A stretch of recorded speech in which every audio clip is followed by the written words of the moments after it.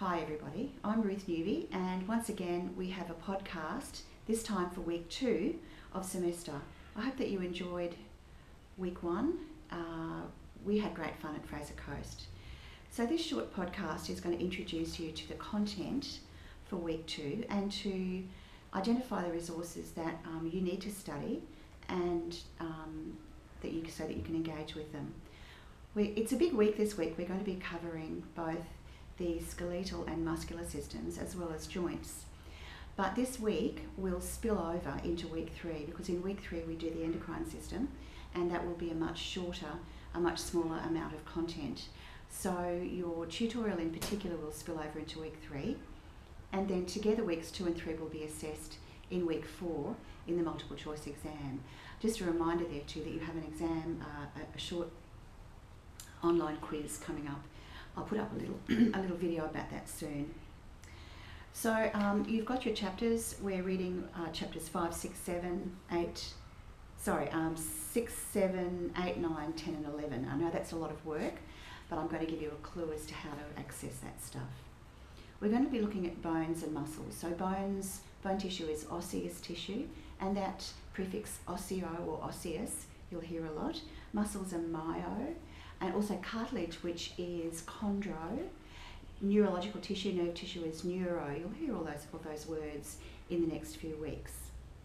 We're going to be looking at muscles and bones at the level of organs and at organ systems, and all the way down to the cellular and even to the molecular level. Now, I hope that you enjoyed this past week when we introduced you to the idea that in anatomy and physiology, we do this we sometimes kind of get a helicopter view of the human body where we look at the organ systems as a whole, and sometimes we go all the way down to the chemical and cellular level where we use a microscopic view.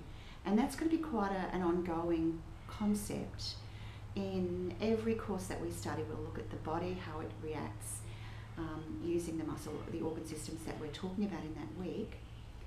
And we will also go all the way down to the cellular level and examine the cellular structures of the things we're talking about.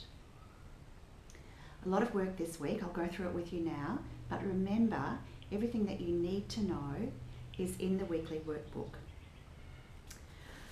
So let's begin. We're going to be looking at the skeletal system. We're going to be looking at bone tissue and the formation of bone tissue to start with. We're going to be looking at the skeletal system, and we divide the skeletal system into 2 parts. We talk about the axis of the body, we call that the axial skeleton, and we talk about the appendicular skeleton, that is appended or added to the axis. So the appendicular skeleton is the upper and lower limbs and the girdles for those limbs, so the pectoral girdle, the shoulder girdle and the hip girdle or the pelvic girdle.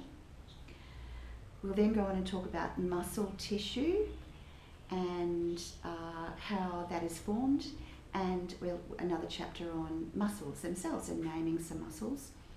And we'll also talk about articulations, and the other word for an articulation is a joint. We'll talk about joints, all the different kinds of joints.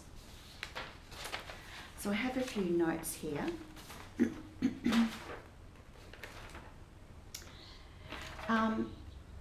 So starting with chapter 6, okay, we're going to be looking at the skeletal system and how the skeletal system is formed in the fetus.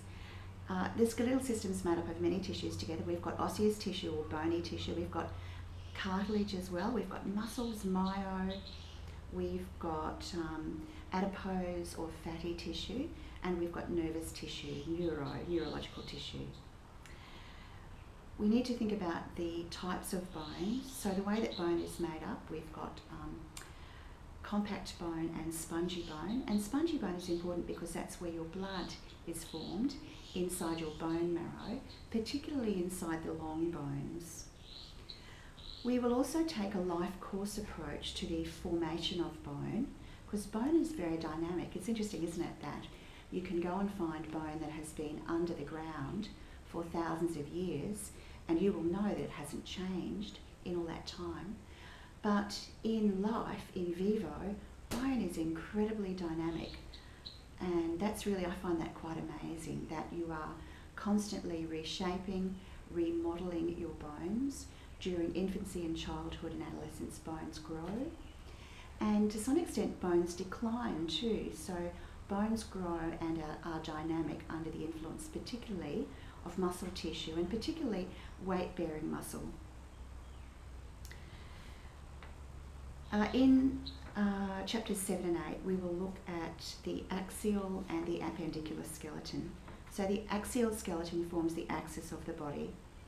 We're looking at the skull and the ribs, the sternum, the vertebral column, and we add two little bones in there, or two little sets of bones. We add the hyoid bone into the axial skeleton.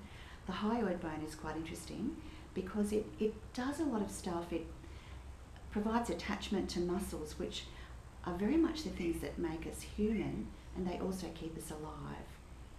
They make us human because they allow us to speak, to sing, to play the flute, to yodel, to do Mongolian voice singing, Mongolian throat singing.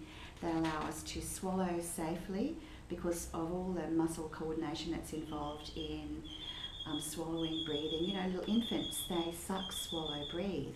A lot of coordination involved in that, and that coordination is involved in around the muscles that are attached to the hyoid bone. The other little set of bones that we need to include in the axial skeleton are the auditory ossicles, so the tiny bones that are inside your ears. In chapter 8 then we go on to the appendicular skeleton. So as I said before, we're looking at the upper and lower limbs, the arms and the legs, all the bones included there, as well as the pectoral girdle, which supports the arms, and the pelvic girdle, which supports the legs and to which they are attached. There is information also about bone markings. It's interesting that, I don't know if you've heard about Ötzi the Iceman. Now, he was dug up from a glacier on the Austro-Hungarian border about 10 years ago, maybe 12 years ago, and he had been in the ice, mummified in the ice, for about 10,000 years. And when they dug him up, obviously his bones were intact, and they were able to look at his bones and tell from the markings of his bones what he had done during his life. Now, if you can imagine yourself drawing back the bow of a bow and arrow, you will know that the muscles that you use, if you do that with your right arm, you will know that the muscles that you use to do that on your right arm will become quite strong. And indeed, on Ötzi's body, they found on his muscles, they found markings that indicated that his muscles that he used to do that action, and I'll do it for you, this kind of action here, drawing back the bow of a bow and arrow, were very strong. So that indicated that he had been using a bow for hunting. He also had a bow next to him in the ice, so I think that probably helped their decision.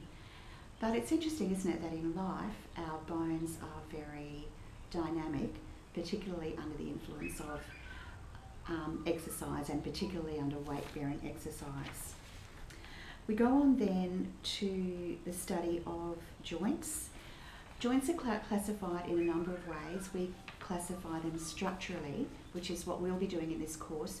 They're also classified functionally. Not functionally. We'll be classifying them structurally. So we'll be using the fibrous, cartilaginous and synovial levels of classification. We won't be looking at the other stuff. So there's a lot of stuff I've cut out of this course that you don't need to know. And here comes the cat. You can probably hear his bell. Don't knock the camera, please. We'll be looking at particular joints which are particularly important. We'll be looking at the sutures in the skull, and we'll be looking at the synovial joints. So synovial joints do a lot of work for us. We're talking about the hip, the knee, the shoulder and the elbow joint. We'll be comparing some of them too. So I think that pretty much covers what we're doing this week in our course. I hope that you found that little introduction helpful, and I hope that you have enjoyed your pracs and your tutorials to date in this past week. We will be putting some interesting things in this week as well. Now, I want to let you know for the people in Sippy Downs, all of your practical sessions this week will be held in the anatomy lab, which is MDM 06. So if you go down behind the H block labs, you'll find there's a demountable building. I think it's in a kind of a gated compound. And don't touch the... it's the cat. It's in a gated compound, and you need to make sure that you know where that is, because classes do need to start on time. I think we are done. I will upload another little video for you about the assessment tasks shortly. So you do have an assessment that is open on Monday morning and at 9 o'clock, and that is open for 3 days until Wednesday afternoon. We'll also start working this week on our poster presentation tasks. So have a great week. Do contact me if I can help you in any way. Thanks very much.